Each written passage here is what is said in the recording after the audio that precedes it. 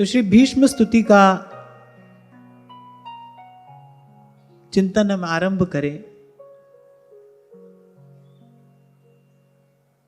उससे पहले कुछ बातें एक बार पुनः विचारणीय हैं।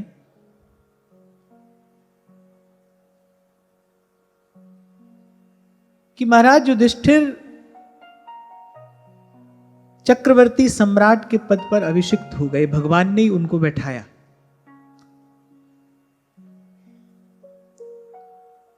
लेकिन उनके मन में प्रसन्नता नहीं है, उनके मन में आनंद नहीं है। क्यों? क्योंकि वो पर दुख से दुखी हो रहे हैं। और ये बात बार बार मेरा ध्यान अपनी ओर खींच रही है कि देखो, प्रभु का जो जन होता है उसका हृदय कैसा होता है। और यहां से एक और बात पता चलती है कि जो भाव से प्रभु के निकट है उसका हृदय कैसा होना चाहिए। और या फिर यूं कहें कि कैसा हृदय प्रभु के निकट रह सकता है। कई बार इस विषय पर हम चर्चा करते रहे कि भाई, भक्ति क्रिया प्रधान नहीं है, भक्ति तो भाव प्रधान है। क्रिया का इसमें कोई बहुत अधिक महत्व नहीं है, भाव का महत्व है। जैसे मैं आपसे कल भी कह रहा था कि जहां जहां साधु की चर्चा हुई है तो वहां साधु के स्वभाव की चर्चा हुई है। साधु का स्वभाव कैसा हो। तो प्रभु का भजन करने वाला जो है, प्रभु के भाव से निकट रहने वाला जो है, उसका हृदय कैसा होना चाहिए। एक एक भाव उसके हृदय में सदा रहे। और वो क्या है? तप्यन्ते लोकतापेन साधवः प्रायशो जनाः। कुछ दिन पहले भी हम चर्चा कर रहे थे और मैंने आपसे यही बात निवेदन की थी। एक तो धूप दीप आदि से भगवान की आराधना करना है, पुष्प पत्र निवेदन करना, नैवेद्य निवेदन करना, पूजा अर्चना करना, एक तो भगवान की ये आराधना है।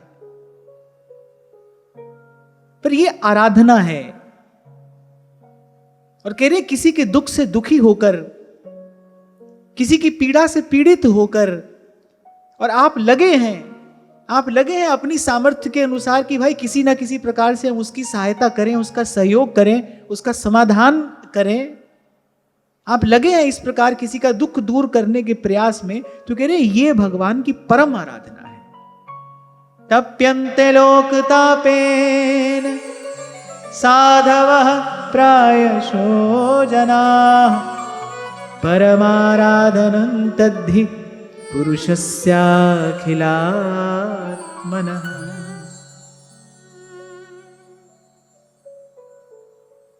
देखो, ये कहना सुनना, मैं आपसे कह रहा हूं, आप सुन रहे हैं।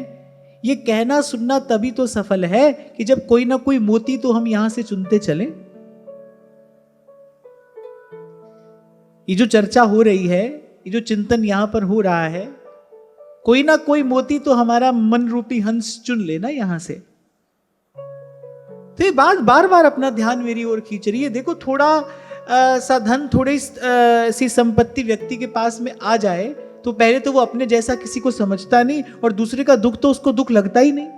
व्यक्ति अपने सुख में, अपनी उपलब्धि के मद में इतना मदान्ध हो जाता है कि दूसरे का दुख तो क्या समझेगा। और कभी कभी तो ऐसा देखा जाता है कि वो स्वयं ही दूसरे के दुख का कारण बन जाता है, वो दूसरे की पीड़ा का कारण बनता है। अभी 2 दिन पहले मैं आपसे कह रहा था, भाई एक बात को लेकर तो आप, मैं, हम सब सावधान रहें। हमको सदा सावधान रहना चाहिए कि जो सुख हमारे पास में आ रहा है वो देखो, वो किसी को दुख पहुंचाते हुए तो नहीं आ रहा है, वो किसी की पीड़ा का कारण बनते हुए तो हम तक नहीं आया है। हम भाई भगवान का भजन करते हैं, हमारे माथे पर ये सुंदर वैष्णव तिलक है, गले में कंठी है, हमारे हाथ में जप की माला है, हम प्रभु का नाम जपते हैं, हमें प्रभु ने अपना नाम धाम दिया है। हमारे जीवन में ये बात तो भाई अवश्य होनी चाहिए। भूल से भी, स्वप्न में भी कभी हम किसी की पीड़ा का कारण न बनते नजर आए। इसलिए मैंने आपसे कहा था कि ठीक है भाई, हम सुख चाहते हैं, इसमें कोई बुराई नहीं है, हमें सुख मिले, इसमें कोई बुराई नहीं है। पर देखना, हमारा सुख किसी के दुख का कारण ना बनता हो, हमारा आराम, हमारी सुविधा किसी के लिए दुविधा ना बने, किसी के लिए पीड़ा का कारण ना बने। इतनी जिम्मेदारी तो आपको स्वयं उठानी पड़ेगी। मैं तो इस बात का विचार कर रहा था, देखो थोड़ी सी कोई उपलब्धि मिल जाए, व्यक्ति बिल्कुल मदान्ध हो जाता है, वो किसी को कुछ समझता नहीं। और यहाँ महाराज युधिष्ठिर चक्रवर्ती सम्राट के पद पर बैठे, लेकिन फिर भी उनका मन प्रसन्न नहीं है कि भाई वो जो उनके आसपास का दृश्य वो देख रहे हैं ना, हजारों स्त्रियां विलाप कर रही हैं, लाखों लाखों सैनिक मारे गए उस युद्ध में, स्त्रियां विधवा हो गई, उनके बालक पितृहीन हो गए, अनाथ हो गए। वो जो उनका कष्ट है, उनकी जो पीड़ा है, वो महाराज युधिष्ठिर से देखी नहीं जा रही, वो सह नहीं पा रहे कि क्या मैं इस पीड़ा का कारण बना। यद्यपि वो पीड़ा का कारण नहीं है, फिर भी उनको लगता है भाई हम लोग इस पीड़ा का कारण बने, कितने जीवों को हमने अकारण दुख पहुंचाया, क्या सुख हम लोग पाएंगे। एक बहुत बड़ा संदेश दे रही है ये कथा। महाराज युधिष्ठिर का जो आचरण है, क्योंकि वो धर्मराज हैं, उनका प्रत्येक आचरण धर्मानुकूल है, उनका ये आचरण आपको मुझे बहुत बड़ी शिक्षा, बहुत बड़ा संदेश ये घटना दे रही है कि देखो इतनी बड़ी उपलब्धि पा लेने के बाद भी मन दुखी है, क्योंकि उनके आसपास कोई दुखी है। इसी को कहते हैं वैष्णव। वैष्णव जन तो तेने कहिए, पीर पराई जाने रे। और फिर आपको कह रहा हूं कि भाई कितना भी अमूल्य रत्न या स्वयं स्वर्ण क्यों ना हो, कभी ना कभी तो उसको कसौटी पर उतरना पड़ता है। ऐसी जीवन की परीक्षा कभी ना कभी तो होती है। आप कभी हो सकता है अब अपने प्रयास से कुछ अधिक समय तक छिपाव दुराव लगाव लपेट करके अपने आप को प्रस्तुत कर ले वैसा जैसे आप नहीं है, पर कभी ना कभी सत्य हो या असत्य, पाप हो या पुण्य, एक दिन प्रकट हो ही जाता है भाई, हो ही जाता है। ऐसी जीवन में परीक्षा की घड़ी कभी आएगी, आपका आचरण कभी आपके अंतर मन की बात खोल कर कह देगा। आपका जो आचरण है ना, वो आपके वास्तविक व्यक्तित्व का परिचय कभी ना कभी संसार को अवश्य दे देगा। आप बहुत समय तक उसको छुपा नहीं सकते। मेरा अपना मानना तो ये है, मैं तो ये कहता हूं कि भाई भजन की क्रिया हमसे थोड़ी कम हो जाए, कोई चिंता की बात नहीं है, लेकिन भजन का भाव हमारे जीवन में दृढ़ होना चाहिए। साधु होना और क्या होता है। मैं आपसे कल कह रहा था ना, गोस्वामी जी कह रहे हैं, कबहुक हो या रहनी रहूंगो, फिर ऐसी रहनी कब रहूंगा मैं। श्री रघुनाथ कृपाल कृपाते, श्री रघुनाथ कृपाल कृपाते, साधु स्वभाव गहूं। मैं ऐसे कोई भाव में बहकर नहीं कह देता हूं कि भारतवर्ष की भूमि पर जन्मा कोई भी व्यक्ति साधु हो सकता है, क्योंकि भाई हमारे यहां वो संस्कार दिए जाते थे। आज तो बड़ा दृश्य खराब हो गया, पर अयम तो युग धर्मोयम कस्य दोषेण भाषितम, किसका दोष कहें समझ नहीं आता। ऐसे संस्कार दिए जाते थे। मातृदेवो भव, पितृदेवो भव, आचार्य देवो भव।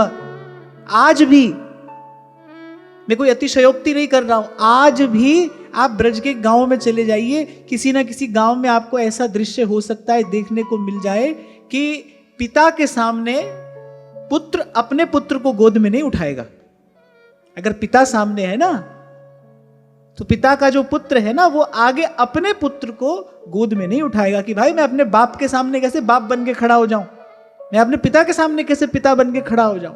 मातृदेवो भवा, जैसे देवता के बराबर नहीं खड़ा हुआ जाता है, देवता के सामने देवता बनकर नहीं खड़ा हुआ जाता है। पितृदेवो भवा, आचार्य देवो भवा, अतिथि देवो भवा। इस प्रकार के संस्कारों से हमारे जीवन को आकार दिया जाता था, सुंदर पात्र बनाया जाता था, और अपनी जीवन यात्रा पूरी करते करते अंत में व्यक्ति मोक्ष का अधिकारी हो जाता था, वो साधु ही हो जाता था। वर्णाश्रम व्यवस्था भी ऐसी थी। फिर 4 आश्रम, 25 वर्ष तक पहले कोई ब्रह्मचारी रहेगा, शक्ति का संचय करेगा, फिर अगले 25 वर्ष वो गृहस्थ में प्रवेश करेगा। जब उसके पास में शक्ति होगी तभी तो धर्म को धारण कर पाएगा, उसके जीवन में सदाचार होगा तभी तो वो संस्कारी जीवन व्यतीत कर पाएगा। भाई कोई साधु आया, कोई संत आया संसार में, या स्वयं भगवान भी आए तो किसी सदगृहस्थ के ही घर में है। जिन माओ की गोद में संत खेले, उन माओ ने सदगृहस्थ बनके, उन माता पिता ने सदगृहस्थ बनके ही तो जीवन व्यतीत किया होगा। चाहे कोई साधु संत आया इस संसार में या आएगा, या स्वयं भगवान भी क्यों ना आए हो, आए तो भाई सदगृहस्थ के ही घर में है। गृहस्थ के ही घर में संत भी खेले हैं, गृहस्थ के ही घर में भगवान भी खेले हैं। सदगृहस्थ, संस्कार युक्त जिन्होंने आचरण किया, अतिथि को देवता मानकर सत्कार किया, माता पिता की देव के समान ही पूजा की, गुरुजनों का देवता के समान ही सत्कार किया, किसी के सुख के लिए अपना सुख छोड़ा, परमार्थ युक्त जीवन जिया। लेकिन ऐसा करने के लिए आत्मबल चाहिए, ऐसा करने के लिए मनोबल चाहिए, ऐसा करने के लिए आपके भीतर क्षमा करने की शक्ति होनी चाहिए, सहन करने की शक्ति होनी चाहिए, तितिक्षा होनी चाहिए जीवन में। इसलिए बार बार ये बात कहता हूं, और विशेष रूप से जो युवा लोग मुझे सुनते हैं उनको मैं ये बात कहता हूं, भाई अपनी शक्ति का संचय करना, अपनी शक्ति को व्यर्थ ना गंवाना, नहीं तो निढाल निस्तेज होकर जर्जर होकर पड़ जाओगे। और आपने सुना होगा, this outside world is a jungle. एक बात कही जाती है, सर्वाइवल ऑफ द फिटेस्ट। जो सबल होगा, जो सशक्त समर्थ होगा, वही झेल पाएगा ये इस संसार के व्यवहार को। It's a brutal word. कमजोर व्यक्ति नहीं चल सकता है यहां। शक्ति का संचय करना, गंवाना नहीं अपनी शक्ति। उस विचार से दूर रहना जो आपकी शक्ति का अधोगमन कराने वाले विचार हो, उसे दूर रहना, बच के रहना। उस दृश्य से दूर रहना जिसको देखकर आपके मन में विकार पैदा होता हो। उस बात से दूर रहना, उस चर्चा से दूर रहना जिसको सुनकर आपके मन में भोग की वासना जगे। महर्षि पतंजलि ये बात कहते हैं कि केवल विषय का भोग नहीं, विषय का चिंतन भी आपको भीतर से अशक्त कर देता है, आपकी शक्ति समाप्त कर देता है, क्षीण हो जाती है शक्ति विषय का चिंतन करते करते। अब बहुत अधिक तो मैं इस विषय में क्या कहूं, जब वासना युक्त होता है चित्त, तो होती है ना शरीर में एक हलचल, आपकी शक्ति की धारा का अधोगमन आरंभ हो जाता है, वहीं से नीचे की ओर बहने लगती है शक्ति। तो बड़ी सुंदर व्यवस्था थी। 25 वर्ष तक कोई ब्रह्मचारी रहता था, शक्ति का संचय करता था, फिर माता पिता और गुरुजनों की आज्ञा में रहकर गृहस्थ धर्म का पालन करता था। और फिर एक समय आने पर, कितने भी श्रेष्ठ स्थान पर क्यों ना बैठा हो व्यक्ति, एक समय आने पर वो अपनी सारी जमा की हुई संपत्ति, पूंजी, समृद्धि, मान सम्मान सब अपने योग्य संतान को देकर और वन की ओर मुख कर लेता था। माने धीरे धीरे निवृत्त होता था संसार से। फिर एक समय ऐसा आता था जब सब छोड़कर सावधान होकर अपनी सब इंद्रियों के व्यवहार को समेट कर और वो लग जाता था भगवत चिंतन में। भाई ये तो वो पवित्र भूमि है जहां भगवान के पास जाते जाते हर कोई सन्यासी हो ही जाता था। ब्रह्मचर्य, गृहस्थ, वानप्रस्थ और उसके बाद सन्यासी हो जाता था कोई। और जब भगवत गीता का चिंतन हम लोग करते हैं, तो अभी गत सत्र में एक बात मैंने कही थी, भाई भगवान के पास पहुंचने से पहले कोई सन्यासी हो जाना चाहिए। और सन्यासी कैसा सन्यासी? वेश का सन्यासी मात्र नहीं, यो न द्वेष्टि न कांक्षति, न किंचित वांछति न शोचति, न द्वेष्टि न रमते, नोत्साही भवति। ऐसा हो जाना चाहिए हृदय।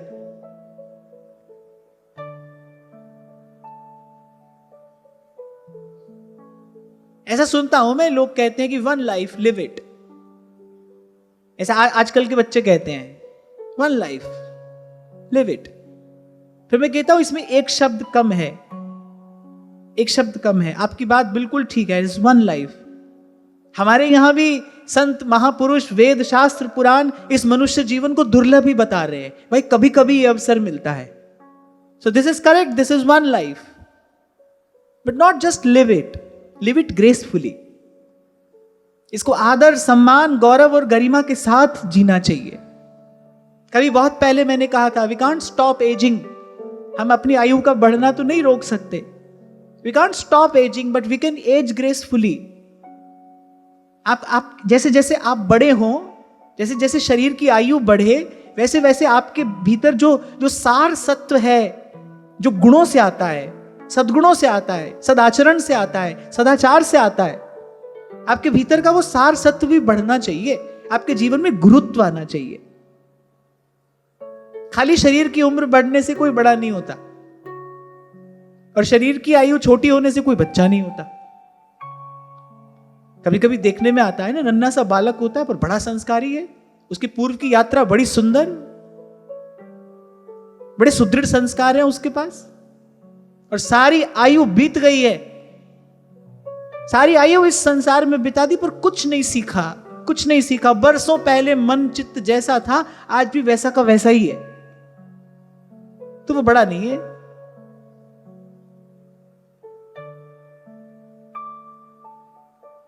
तो मैं तो ऐसे कई बार विचार करता हूं कि देखो कितना सुंदर अवसर हमारे पास में है,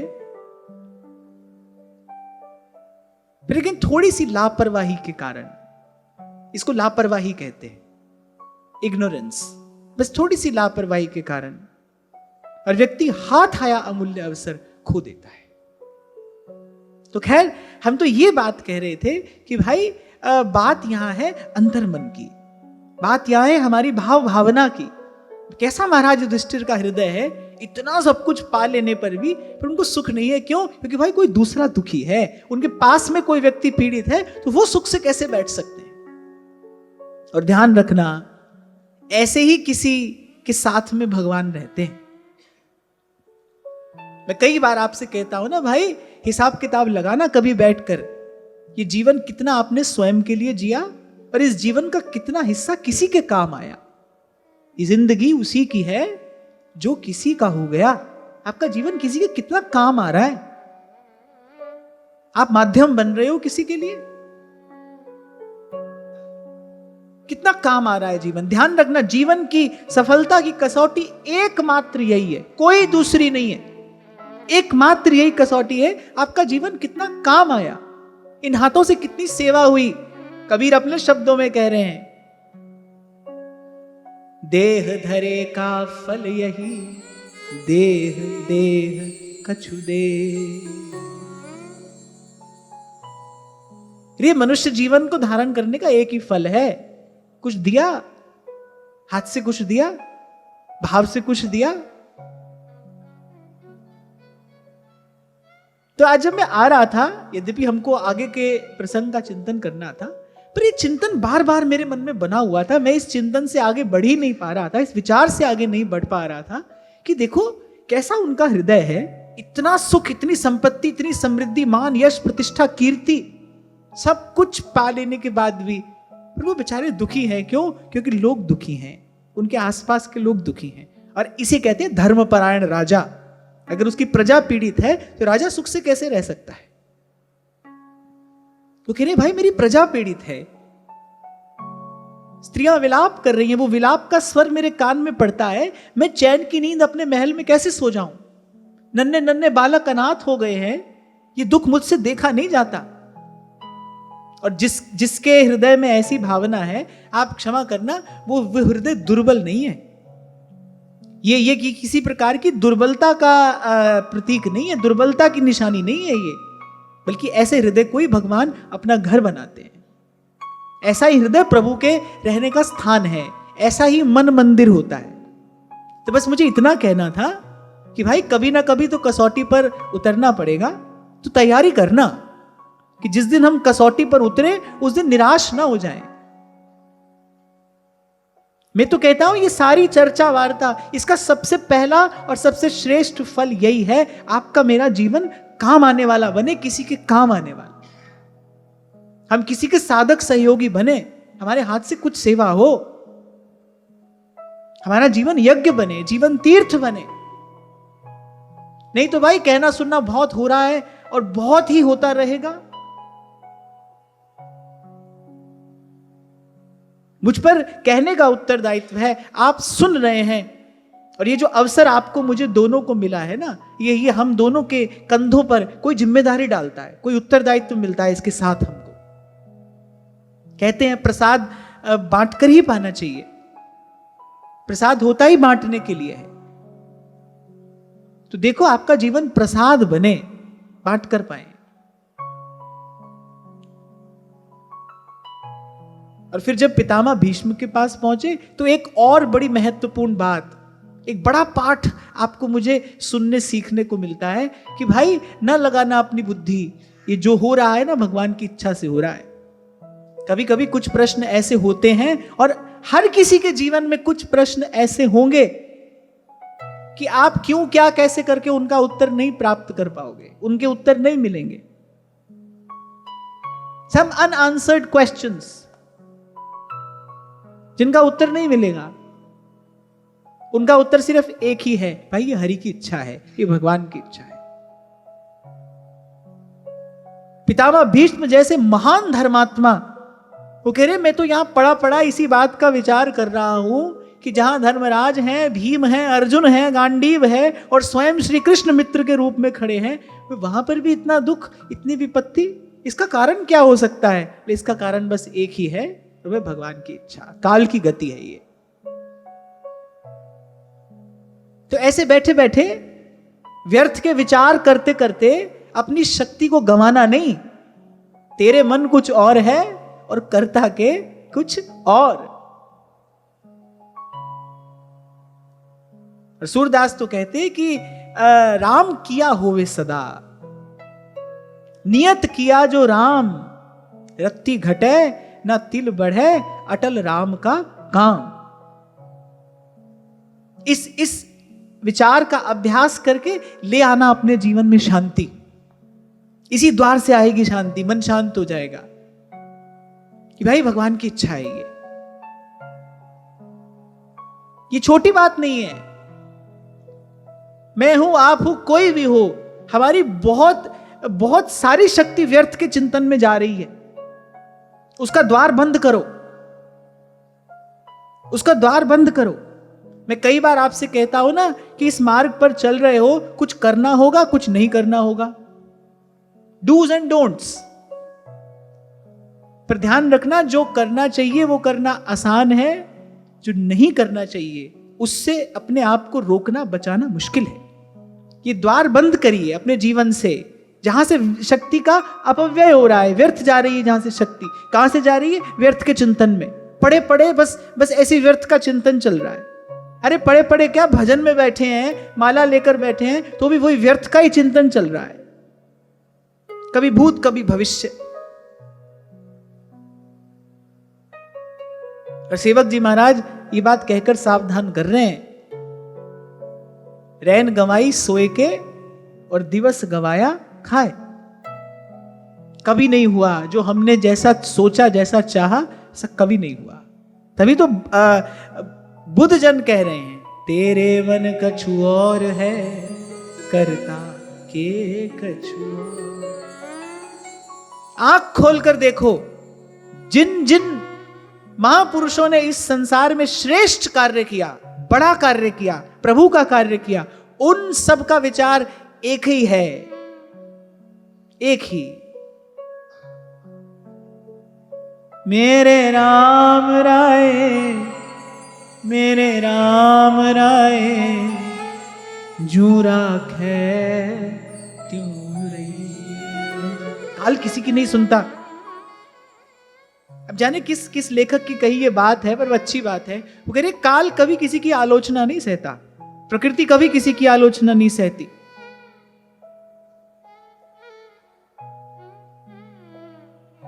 आपके यहां पर कोई उत्सव है, आपने बड़ी सुंदर तैयारी की है, लो आकाश में बादल घिर आए, आप दौड़ दौड़ कर जाते हो मंदिर में, बारिश ना हो, बारिश ना हो, पर वही होनी है तो होगी, वो तो होगी। तुम्हारा खेल अगर बिगड़ना है तो बिगड़ेगा ही, बने रहना है तो बने ही रहेगा। तुम्हारे चाहने से क्या हुआ है और क्या होगा ना, हरि इच्छा भावी बलवाना। एक और बात, प्रभु के चरणों में समर्पण कर देने वाला और अधिक शक्तिशाली ही होता है, वो दुर्बल नहीं होता, और शक्तिशाली हो जाता है। बूंद जब समुद्र में मिलती है खो नहीं जाती, बूंद समुद्र हो जाती है। जब अपनी इच्छा प्रभु की इच्छा में मिला दी जाती है, फिर हमारी इच्छा प्रभु की इच्छा हो जाती है। जुई जुई प्यारो करे सोई मोहे भावे, भावे मोहि जोई सोई सोई करे प्यारे। जुई जुई प्यारो करे सोई मोहे भावे। और मैं तो ये भी कहता हूं कि हमारे महाप्रभु जी जिस प्रेम नगर में ले जाने वाले हैं आपको, हमें, वो पहला पग ही यही है। श्री चतुरासी जी की पहली बात महाप्रभु यही कहते हैं, भाई सबसे पहली मांग यही है हमारी। ऐसा मन बना लीजिए, जुई जुई प्यारो करे सोई मोहे भावे, भावे मोहि जुई सोई सोई करे प्यारे। तो पितामह ने दूसरा ये बड़ा पाठ पढ़ाया महाराज युधिष्ठिर को और साथ साथ में हमको, कि भाई इस प्रकार व्यर्थ में अपनी शक्ति न लगाना। हरि का भजन करते करते अपने कर्तव्य का पालन करना। फल कब देना है, कितना देना है और किसे देना है, ये अधिकार ईश्वर ने अपने हाथ में रखा है। उसको उसका काम करने दो, तुम अपना काम करो। कर्मण्येवाधिकारस्ते, भगवान ने यही कहा ना गीता में, तुम अपना काम करो। अरे बोलचाल में भी व्यक्ति कह देता है एक दूसरे को, अरे चलो भाई तुम अपना काम करो। तुम अपना काम क्यों नहीं कर रहे? सबको कहते हो तुम अपना काम करो, अरे तुम अपना काम करो। तुम अपना काम क्यों नहीं कर रहे? तुम भी अपना काम करो। तुम्हारा काम क्या है? यही तेरो काज है, राम सिमर राम सिमर। तुम अपना काम करो, सफलता मिलेगी। किसी और पर ध्यान न देते हुए अपना कार्य करो, सफलता मिलेगी।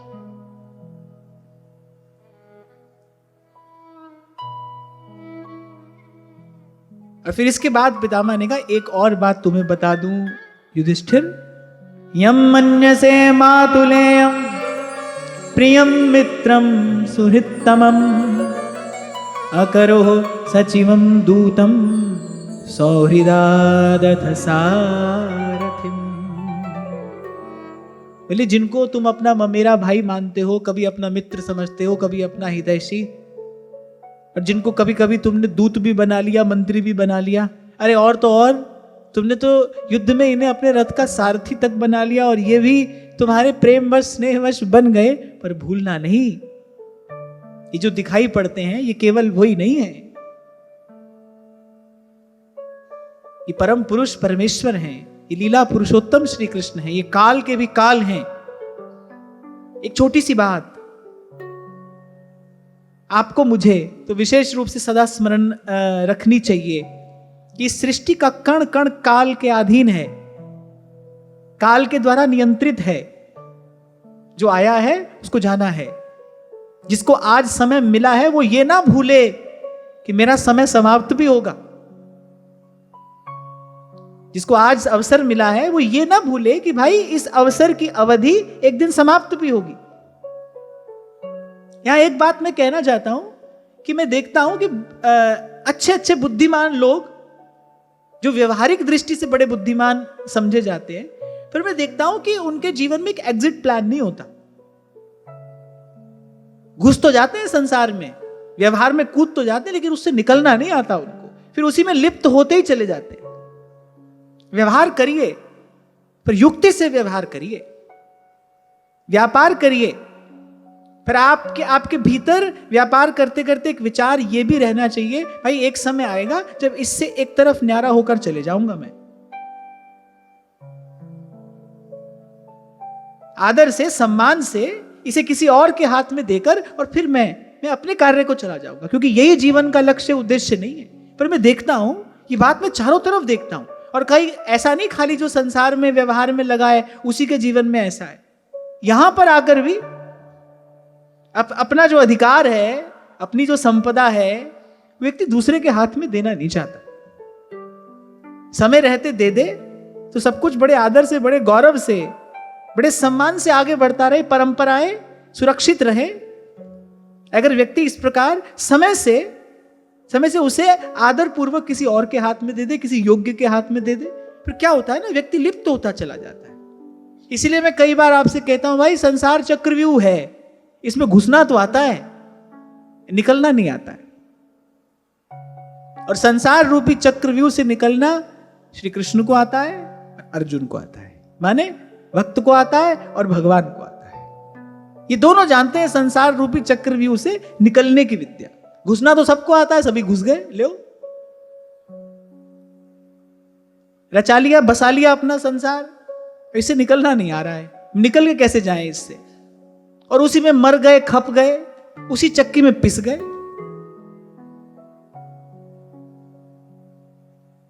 उसे निकलना नहीं आया। भाई आसपास जो घट रहा है उससे भी तो कुछ सीखा जाता है ना, वो भी तो कुछ सिखाने के लिए हो रहा है आपको। और अगर आप आसपास होने वाली घटना से नहीं सीख पा रहे हैं तो अभी आपने गुरु की सत्ता को पूर्ण रूप से समझा नहीं। अगर आप जिस दिन पूर्ण रूप से शिष्य हो जाओगे ना, गुरु की सत्ता कण कण में प्रतिभासित होने लगती है। आप चारों तरफ देखोगे कुछ ना कुछ जो हो रहा है ना, ये आपको कुछ सिखा रहा है, आपको कुछ बता रहा है। प्रकृति भी अपना पाठ अपने तरीके से पढ़ाती है। तो मैं तो चारों तरफ जब देखता हूं ना कि व्यक्ति बना लेता है और फिर बनाता चला जाता है, इस चक्रव्यूह में कूद तो जाता है, घुस जाता है, लेकिन उससे निकलने का मार्ग वो नहीं जानता है। इसीलिए परंपराएं जीर्ण शीर्ण हो रही हैं, इसीलिए परंपराएं जीर्ण शीर्ण हो रही है, क्योंकि उसको समय रहते आदर और सम्मान पूर्वक आगे किसी योग्य व्यक्ति को नहीं दे दिया जाता है। तुम्हारे घर में देख लो, सास बूढ़ी हो जाएगी पर वो अपने हाथ से बहू को अधिकार दे नहीं सकती, प्रसन्नता पूर्वक नहीं देगी वो। ऐसे ऐसे पिता हैं जो प्रसन्नता पूर्वक अपने अपने पुत्र को अपनी कमाई संपत्ति उसके हाथ में देंगे नहीं, बोले नहीं ये तो गंवा देगा।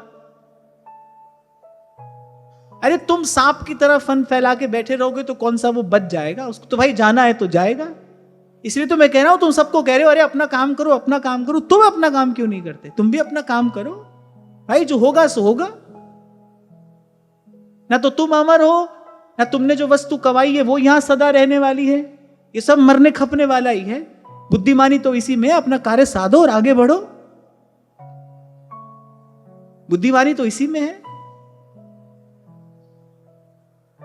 तो पितामह ने कहा कि तुम क्या समझते रहे, पर भूलना नहीं ये भगवान है, सबको काल नियंत्रित करता है, सबको समय नियंत्रित कर रहा है। और इसी का विचार करते हुए मैंने कहा भाई कितने भी बड़े स्थान पर आप क्यों नहीं हो, ये बात भूले नहीं कि भाई ये रहेगा नहीं, कि थोड़े समय के लिए मुझे अवसर मिला है, अब आपके हाथ में है, आप उस अवसर का कितना सदुपयोग कर सकते हो, कितना दुरुपयोग कर रहे हो, ये आपके हाथ में है। हर किसी को जीवन में अवसर तो मिलता ही है।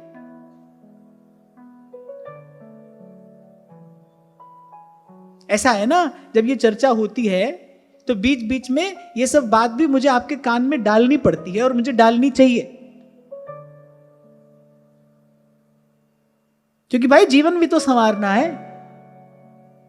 जिस धरातल पर हम खड़े हैं वहीं से तो हमको आरंभ करना है, वहीं से तो अपने जीवन को सुंदर बनाना है। और फिर ये कथाएं अपने अपने गर्भ में यही सब अर्थ तो लिए बैठी हैं, इन सब घटनाओं के गर्भ में यही सब रहस्य तो भरे हैं, गूढ़ रहस्य। इसी को कहते हैं कहें कथा और अर्थ विचारें। पितामह ने यही तो कहा कि मैंने सोचा था कि मैं हस्तिनापुर के राज सिंहासन की रक्षा कर लूंगा, जब तक मैं हूं तब तक हस्तिनापुर के राज सिंहासन पर कोई विपदा नहीं आ सकती। अरे भगवान ने सन्मुख आकर कहा छोड़िए अपने शस्त्र, पितामह को छोड़ देने पड़े। पीछे मुड़कर देखा तो बड़े निराश हुए, अरे जीवन भर हम इस दुर्योधन के पक्ष में खड़े रहे, अंत में यही होना था तो कम से कम अपना जीवन तो हम सुंदर बनाते।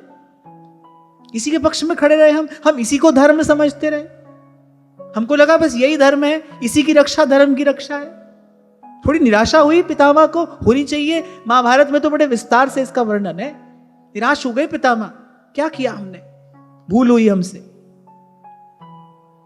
वहां अर्जुन को लग रहा है कि भाई मैं तो युद्ध नहीं करूंगा। भगवान ने कहा तुम होते कौन हो, करने वाले या नहीं करने वाले, ये तो काल की इच्छा है, ऐसा तो होकर रहेगा, इसको कोई नहीं मिटा सकता।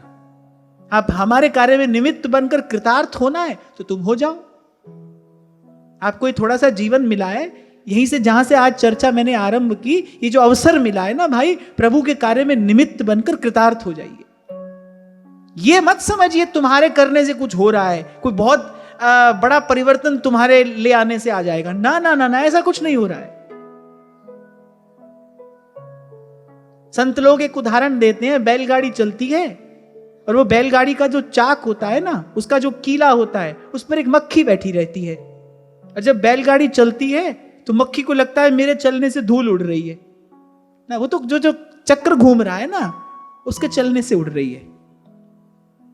ऐसे ही, बिल्कुल ऐसे ही इस संसार में घटने वाला घटनाक्रम है। ये तो काल की गति से भला बुरा सब हो रहा है। हमको लगता है हमारे करने से हो रहा है। ना ना, इस पर बहुत अधिक ध्यान देने की आवश्यकता नहीं है। यही संदेश यहां ये कथा कह रही है। भाई सृष्टि के कण कण को काल नियंत्रित कर रहा है, काल को भगवान नियंत्रित कर रहे हैं। मैं आपसे कह ये रहा था, आपको मुझे तो सदा इस बात का स्मरण रहना चाहिए, हम किसकी शरण में हैं? जो काल का भी काल है। हमको हमारे आचार्य ने उन प्रभु की शरण में लाकर डाला है जो काल के भी काल हैं, जो स्वयं भगवान हैं, जो आदि पुरुष हैं, जो सृष्टि के परम कारण हैं, जिनसे ये सब कुछ है। सब कुछ सरकार तुम्हीं से है। और फिर पितामह ने जब ये कहा ना, कभी तुमने उन्हें दूत बनाया, कभी मंत्री बनाया, कभी अपने रथ का सारथी तक बना दिया और वो भी प्रेम से बन गए। यहां एक बात और समझ में आती है कि भाई वो भगवान हैं, पर भक्तों के लिए वो ऐसे भी हो जाते हैं। और अगली घटना जो पितामह कह रहे हैं कि भाई देखो, मैं असमर्थ पड़ा हूं, पर ये कितने दयालु, कितने कृपालु है कि ये स्वयं चलकर मेरे पास में आ गए। ध्यान रखना, भक्ति व्यर्थ नहीं जाती, ये अमोघ है, ये सनातन बीज है। पड़ जाएगा तो फलीभूत होगा ही होगा। कोई भी साधन व्यर्थ हो सकता है, पर जो हरि चरणों का जो भजन है, जो प्रभु की सेवा आपने की है, श्री कृष्ण का आराधन जो किसी भी प्रकार से आधे अधूरे मन से भी आपने किया है, वो व्यर्थ नहीं जाएगा। तभी आपसे कई बार कहता हूं कि भगवान तो भाई कल्पना में भी सत्य है, कल्पना में भी सत्य है। आप बैठे बैठे ख्याली पुलाव पकाते हो, ऐसा हो जाता है, वैसा हो जाता है, ऐसा हो जाएगा, वैसा हो जाएगा। अच्छा, आज एक और चिंतन की धारा चल पड़ी है, जिसमें नितांत मूर्खता के अतिरिक्त और कुछ ही नहीं है। कहते हैं लॉ ऑफ अट्रैक्शन काम करता है। आप जैसा सोचोगे वैसा आपके पास सब कुछ आना आरंभ हो जाएगा। चलो मान लिया, जैसा आप सोचोगे वैसा आपके पास सब आना आरंभ हो जाएगा। अब ये कौन बताएगा तुम अच्छा ही सोचोगे? मन को सदा अच्छा ही कौन सोचना सिखाएगा? मन तो अच्छा भी सोचेगा, मन तो बुरा भी सोचेगा। फिर अगर जो तुम सोच रहे हो वही तुम्हारे पास में आएगा, फिर जब मन बुरा सोचेगा तो उसके लिए भी तैयार रहना, फिर उसके लिए भी तैयार रहना चाहिए। मन को अच्छा सोचना भी तो आए, और जिसके मन को अच्छा सोचना आता है ना, जिसके मन को ठीक सोचना आता है, उसको यह बात पहले समझ में आ जाती है कि सोचने के लायक विषय है क्या, किसके बारे में सोचना चाहिए, किसका विचार करना चाहिए।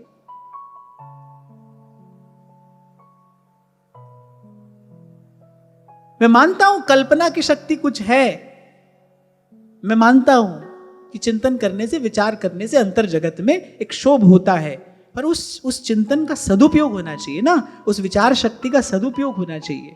अगर यहां आपके सोचने से आपकी ओर कुछ आकर्षित होकर आ सकता है, जिसे आप लॉ ऑफ अट्रैक्शन कहते हैं, कि भाई आप बार बार जिस चीज का विचार करेंगे वो आप तक आ जाएगी। अगर संसार की कोई वस्तु, संसार का कोई व्यक्ति, संसार की कोई उपलब्धि बार बार सोचने से आपके पास आ सकती है, फिर भगवान भी आ जाएंगे, फिर उनके बारे में क्यों नहीं सोचते? संत तो यही सिखा रहे हैं कि भाई फिर उन्हीं का भजन करो, उन्हीं का चिंतन करो, चिंतन करते रहो, एक दिन वो खींचे चले आएंगे और आ ही जाते हैं। और जो यहां जिसको आप उपलब्धि समझते हो, वो तो भाई हो सकता है उपलब्धि के रूप में बवाल हो, आपको क्या पता। जो आप सोच रहे हो वो ठीक ही है, वो अच्छा ही है, आप हम तो नहीं जानते। तो भाई इस शक्ति का सदुपयोग करो ना, भगवान का ही चिंतन करो, भगवान का ही भजन करो। और हमारे संतों ने इसी को मानसी भावना कहा है। आप बैठे हो, आपको लगता है प्रभु आ गए, लो आप बैठे बैठे उनको भोग लगा रहे हो, उनकी आरती उतार रहे हो, उनका श्रृंगार आप सुंदर कर रहे हो, उनके साथ बैठ रहे हो, बोल रहे हो, बतिया रहे हो। हमारे यहाँ संतों ने इसी को भजन कहा है, बोले यही मानसी भावना है। ऐसे भगवान का भजन करो, ध्यान करो, क्योंकि भगवान तो कल्पना में भी सत्य है। आधे अधूरे मन से भी किया उनका भजन चिंतन जो है व्यर्थ नहीं जाता। तुलसीदास जी कहते हैं, अरे खेलत हंसत अजान कैसे हूं हरि को भजे, खेलत हंसत अजान, अरे तोहू को दे देते हैं उत्तम गति भगवान। श्रीमद् भागवत कहती हैं, हंसते हुए खेलते हुए, अरे और तो और पांव फिसलते भी अगर कोई मुख से हरि नाम का, राम नाम का उच्चारण कर लेता है, फिर उसका मंगल हो जाता है, कृतार्थ हो जाता है। नाम की शक्ति है, नाम की महिमा है। कहने का, सारी बात कहने का तात्पर्य यह है कि भाई जीवन की गाड़ी को सही मार्ग पर, सही दिशा में लाने के लिए और फिर आगे बढ़ाने के लिए आपको प्रयास करना पड़ेगा। और इसी के लिए आपको मनुष्य का जन्म मिला है, इसी के लिए यह श्रेष्ठ शरीर मिला है, इसी के लिए मन है, बुद्धि है, इसी के लिए विचार की शक्ति है। इसका सदुपयोग करना, सही दिशा में आगे बढ़े जीवन हमारा। हमारी गति भले बहुत अधिक ना हो, हमारी गति में तीव्रता भले बहुत अधिक ना हो, पर हमारी दिशा ठीक होनी चाहिए, जीवन सही दिशा में आगे बढ़े।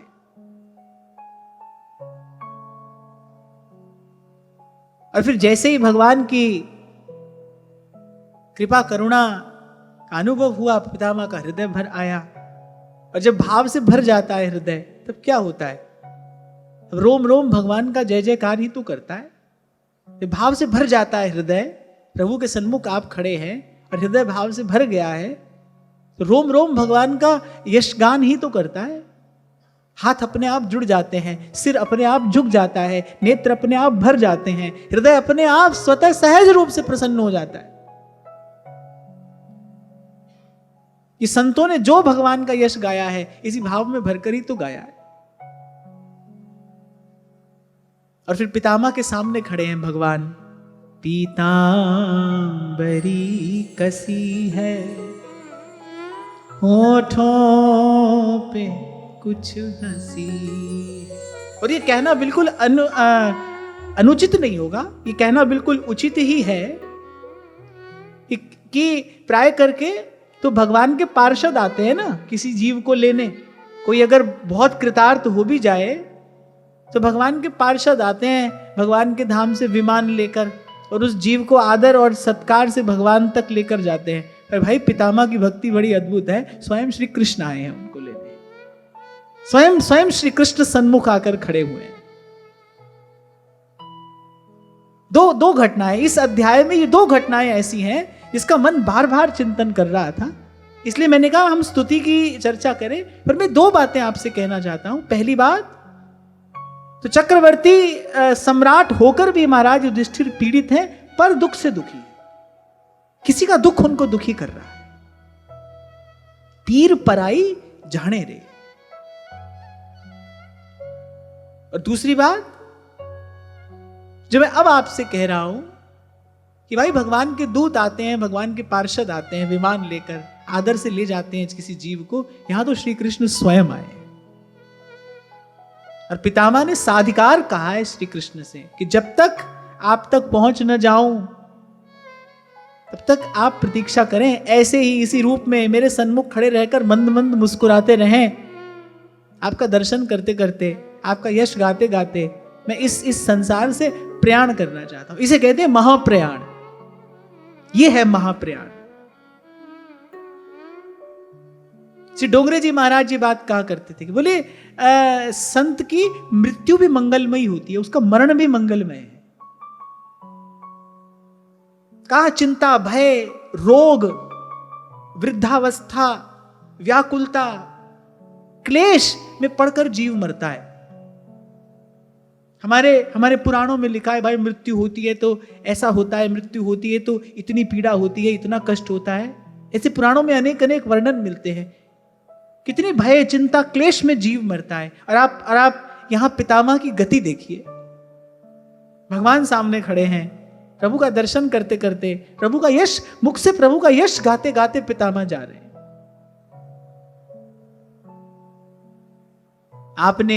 आपने जीवन भर धर्म को आदर दिया होगा तो फिर अंतिम समय में धर्म आपके आदर और सम्मान की व्यवस्था करेगा। इसे कहते हैं सम्मान से जाना, इसे कहते हैं गौरव और गरिमा से जाना। नहीं तो कैसे मरता है जीव, उसी के घर के जो लोग हैं वही भगवान से प्रार्थना करने में लगे रहते हैं, हे प्रभु अब इसकी मुक्ति हो जाए, कब तक और इसकी सेवा करनी पड़ेगी, अब तो भगवान इसे मुक्त करे। और कोई तो कारण होगा भाई। संत कह रहे हैं जन्म जन्म मुनि जतन कराही, अंत राम कहीं आवत नाही। क्या हो जाती होगी उस समय मन की स्थिति, कहां पहुंच जाता होगा मन, किस पीड़ा से, किस भय से ग्रस्त हो जाता होगा व्यक्ति का मन, कह नहीं सकता है कोई। इसे कहते हैं आदर के साथ जाना। तो जिसने आदर और सम्मान के साथ जीवन जिया है, और या फिर मैं कहूंगा जिसने जीवन को आदर दिया है, मृत्यु उसका आदर करती है। जो जीवन को आदर देगा, मृत्यु आकर उसे आदर देगी, सम्मान देगी।